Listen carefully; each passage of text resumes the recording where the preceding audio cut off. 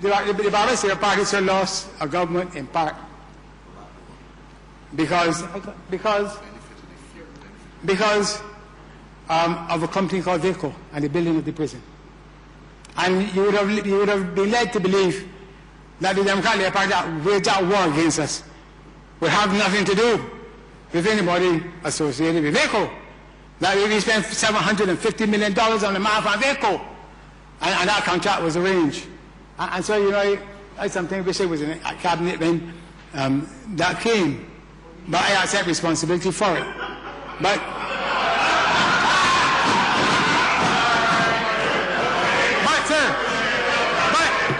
a technical committee. Okay, order members, please. A technical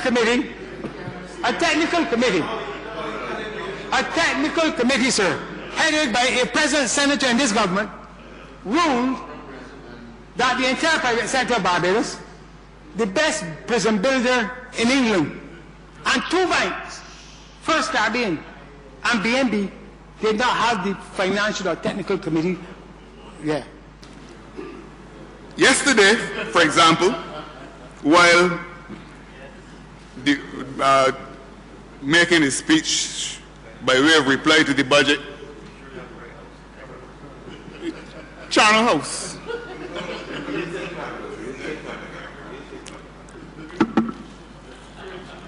The honourable member for St. Peter, at the end of the speech which he reserves for the muckraking part of his contribution, when he thinks he has to administer some blows to the minister in the Prime Minister's office, who sits in the other place. You know, the poet William Congreve wrote that hell hath no fury, heaven hath no rage, like love to hatred turned, nor hell a fury, like a woman scorned.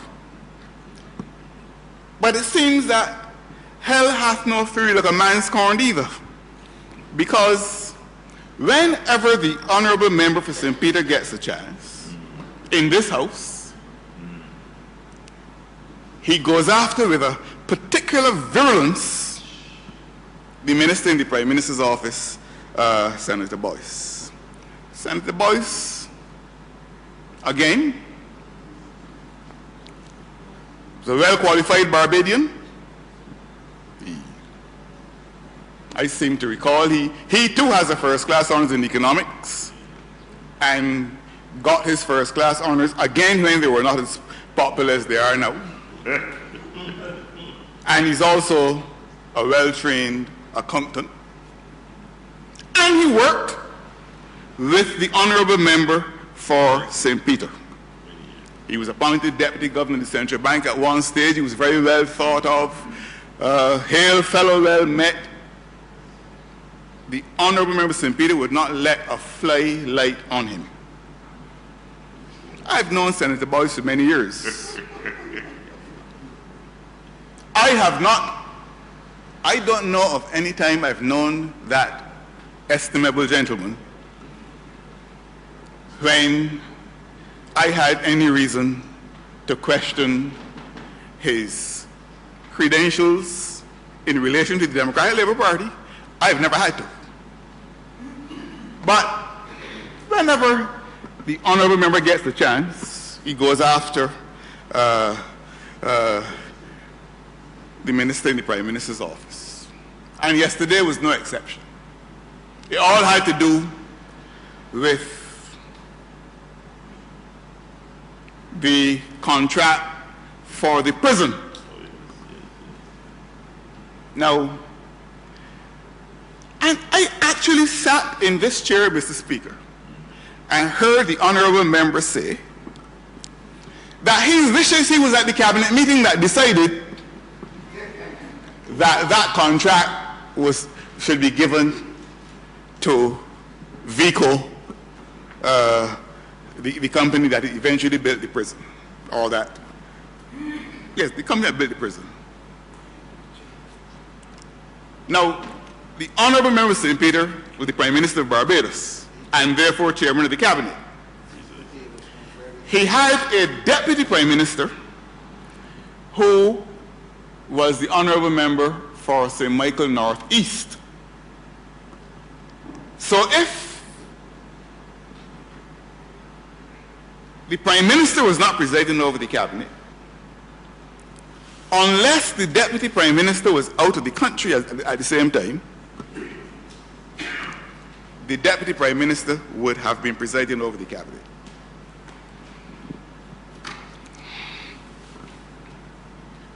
I do not know why the prime minister, the honorable member of St. Peter, would want to distance himself from the contract for the prison. I don't know. I know this though, that the House was misled yesterday when the honorable member for St. Peter stood up in here and said that he was not present at the cabinet when the contract to Vico was awarded. I know that was an untruth. I checked myself. There were meetings on the 14th of, let me get the dates here, I had them here. I saw the minutes and everything. There were meetings on the 14th of 14th of April, 26th of May, and on the 16th of June when that issue was discussed. The meeting on the 16th of June was presided over by the honorable member of St. Peter. The meeting on the 14th of April was similarly presided over by him, and the meeting on the 26th of May similarly presided over by him. I checked the minutes. So it is not true.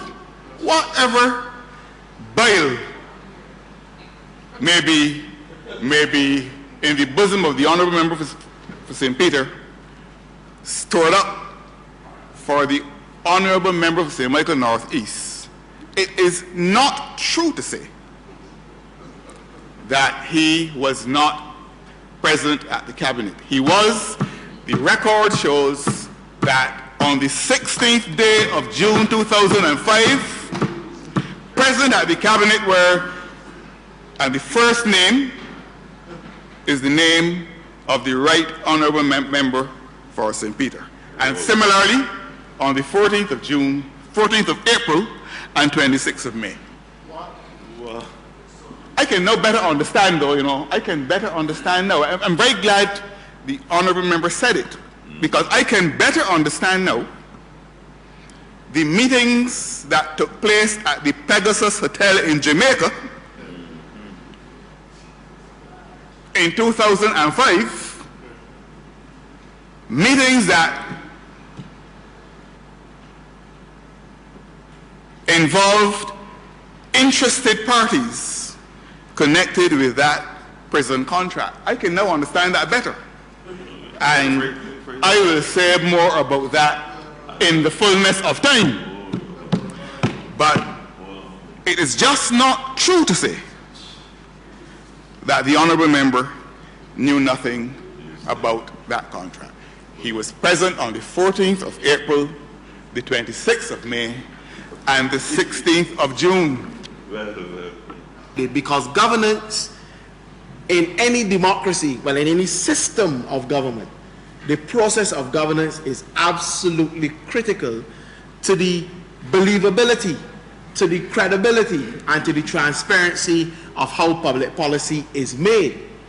Indeed, I think the Prime Minister, in closing, hit on a very critical aspect of the Westminster model, of which we have an adaptation, in terms of the responsibility collectively and ministerially of persons who are appointed to the cabinet and who are called upon by the head of state to discharge responsibilities in the name of the public. And I think that is absolutely critical, and the Prime Minister would have expressed his disappointment in relation to what was said yesterday by the Right Honourable Member for St. Peter relative to the prison. I could see why the Honourable Member wants to keep us far away from prison as possible. Because if I were him, I wouldn't want to be around the prison either. And I think the Prime Minister clearly said, but it speaks to the governance, not only in relation to when the Honourable Member was Prime Minister, but now that he is opposition leader. Because as the Prime Minister quite correctly said, as this Prime Minister quite correctly said, a Prime Minister is the head of cabinet, the head of government, and therefore he establishes what is on the agenda, what goes on the agenda, how the agenda is shaped, how it is discussed and dispensed with, and is the person that takes ultimate responsibility for the decisions which are made in cabinet. And therefore, if any Prime Minister were to be present when a decision is made or was made, and then thereafter to suggest that he was not, I think is a dangerous breach of not only protocol, but certainly of governance in the country. And it is something that should be abhorred by the entire Parliament, Mr. Speaker, sir. In fact, I don't even know if it falls within the bounds of the appropriate privileges of this Parliament, that a Parliament could be so deliberately misled. On point of order, sir, I will allow this matter to go as far as it should go. Yesterday I said that it was not at Cabinet when a report of a technical committee was received.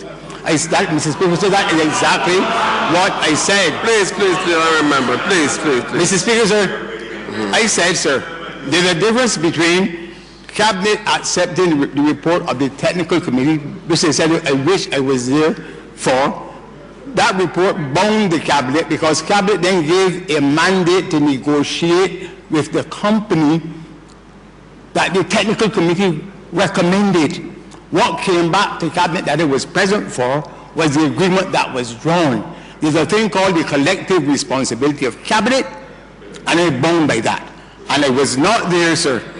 I was not there, Mr. Speaker, sir, and the reason why Senator Boyce was the issue and not the member for Jamaica Northeast was because it was the technical committee's report that I found questionable after I saw it, and I stand on that point, Mr. Speaker. I said, and the record of this Parliament will show, sir, that I was not there when the technical advisory committee, and it went on to say that it found it strange that a technical advisory committee could find that This is a speech, Mr. Speaker. a bank, two banks, and the best prison builders in the world were not capable of building prison. I was not there when that technical committee's report was received by the Cabinet. That is what he said, and that is what I stand on, Mr. Speaker. Thank you for your explanation. Honourable, please continue. Thank you very much, Mr. Speaker, sir.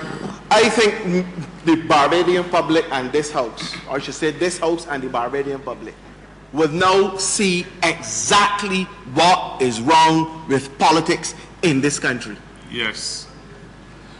Because the Honourable Member for St. Peter, the Right Honourable Member, must understand, after 14 years of being Prime Minister of Barbados and Minister of Finance, what his responsibilities are under the Constitution of Barbados. To say that a technical committee, which, by the way, Mr. Speaker, sir, which, by the way, was headed by the Permanent Secretary in the Ministry of Finance. Yes. Not that. Do you know, Mr. Speaker, sir, as I am sure you do, who the Permanent Secretary in the Ministry of Finance reports to? The Minister of Finance. Briefs the Minister of Finance every morning, noon and night.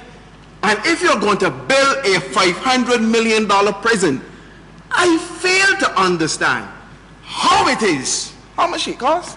in the end? 600? I don't know how much it costs. Hundreds of millions of dollars that the permanent secretary in the Ministry of Finance could chair a technical committee to select or to recommend that negotiations be opened with a particular company to build a prison of that magnitude, and that the Minister of Finance and Prime Minister of the country could disavow knowing or being involved or responsible for the point of order, sir. The member is now dangerously misleading the House. The Minister, the Permanent Secretary in the Ministry of Finance excused himself from that committee's deliberation on the grounds that he was a director in the Barbados National Bank.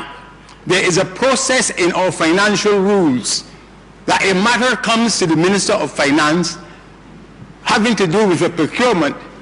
If it is sent to the line ministry and the line ministry does not accept the recommendation of the special committee. In this instance, Mr. Speaker, there is no provision in the rules for a technical committee to meet first with a minister to discuss a bid. There is no provision, Mr. Speaker. Okay. So there was no provision for a permanent secretary to discuss with me. Okay. The point is, sir, that the matter could only have been dealt with by the permanent secretary if the line ministry has said no to the recommendation of the tenders of the special committee, Mr. Speaker, sir. And there is no requirement that a permanent secretary going to evaluate a bid. There is no requirement that a permanent secretary going to evaluate a bid should consult first with a minister. Okay. Very honorable member. May I continue? Yes, please continue. Can I continue, sir? Yes, please continue. Yes. Mr. Speaker, sir, the honorable member for St. Peter, right honorable member, is dangling himself up and trying to convolute and confuse the issue. He's trying to confiscate it too. The honorable member is. And I'll tell you why. You see, because that's why he made the point about governance. The public may not know, but those of us, both here and over there, know very well how business is conducted in government and cabinet. Yes. And if there is any matter that comes to the cabinet for which a prime minister is deeply uncomfortable, the prime minister has the right as chairman of the cabinet to say not approved. And the prime minister in this government has indicated that he's seen the minutes, and I've seen them too, because as Minister of Finance, anything that is guaranteed or for which a letter of comfort is written, the Minister of Finance has to know. So therefore, the file has to be around there somewhere where I could see it as Minister of Finance and guardian of the public purse.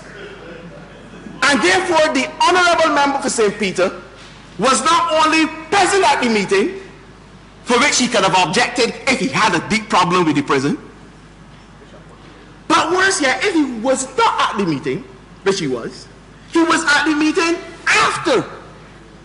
And everybody knows that meetings start with minutes. Confirmation of the minutes. And if the Prime Minister is not comfortable with anything that happened when he was not there, he could raise it on the matters arising and dispense it, bring it back on the table and dispense with it. But we are now given a new governance model that apparently does not comport with what happens in any type. You know, Mr. Speaker, sir, do you know that any ordinary netball club, when they're having an annual meeting or meeting, a general meeting, bring minutes, matters arising from the minutes, and so forth and so on. We are now being told by the honorable member for St. Peter that he had deep problems with this technical committee's recommendation, and that he as Minister of Finance and Prime Minister of the country, did not have the intestinal fortitude to step in and save the people of Barbados from hundreds of millions of dollars of prison, $30 million of which we have to fine every January. Shame. And that is his legacy as Prime Minister in this country. But so uncomfortable was the Prime Minister and the Right Honourable Member for St. Peter, he was so uncomfortable with it that he signed the letter of comfort as Minister of Finance. Now I have the letter of comfort. He signed it with trembling hands. Signed it. This is a man who has, this is an honourable member, sir, who had a fiduciary responsibility to the taxpayers of Barbados, and he was so disturbed with the prison contract that he signed the letter of comfort. Yes. Mr. Speaker, sir, I'm going to go back on record again. Even a Prime Minister is bound by the collective responsibility. Just a minute, honourable member. Just a minute, honourable member. Honourable member, is this the same point of order? No, sir. Sir, no, sir. All right, just a minute, please. Please state it precisely, and let's see. Because I'm going just a minute. The matters that you are raising are not matters on which I can rule as a point of order, since I don't have the specific details. Okay. And so sir, just let me hear what is your point of order, so I can rule on. Let's move on.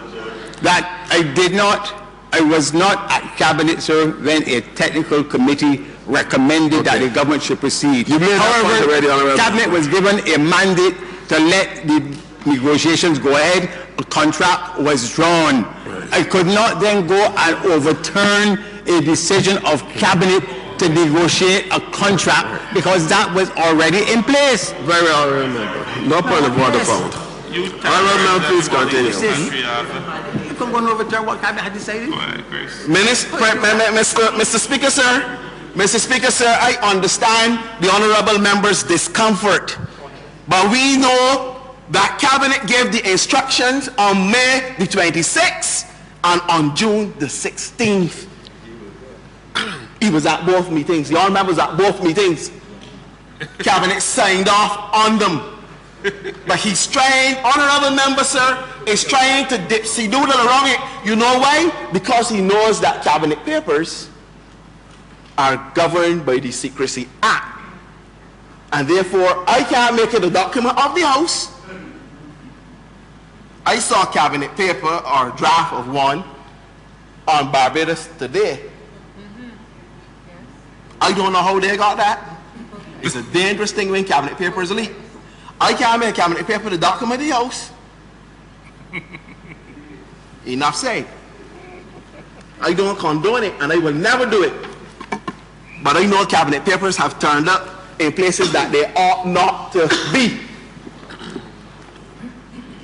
The honourable member, sir, comes to the House in this budget debate and lectures us on the ethics of government and transparency. And if I had, Mr. Speaker, sir, when I get into government again, anybody who is caught doing anything that they should not do, send it straight to the Director of Public Prosecutions. That is what I will do. This is an honourable member who was Prime Minister and Minister of Finance for 14 years and could not find one file on anything to send to the Director of Public Prosecutions, but has come to this House as a paragon of virtue, mislead the House, mislead the country, just as he misled the country in relation to the issue of having in his possession information that would show that the finances of the country collapsed in June. And up to this day, he has not produced the information nor given the public of Barbados an apology. Do you understand the trend that has developed in the honourable member for St. Peter? If the glove fits, you have to acquit or convict in this case. And therefore the glove is fitting him very nicely. The glove is fitting him perfectly. And he stands condemned, I believe, as a senior member of this house and a senior politician in this country for coming and trying, after making bad policy decisions, to divorce himself from it and try to lock it on to the honorable member for St. Michael North East. That is what that is really about.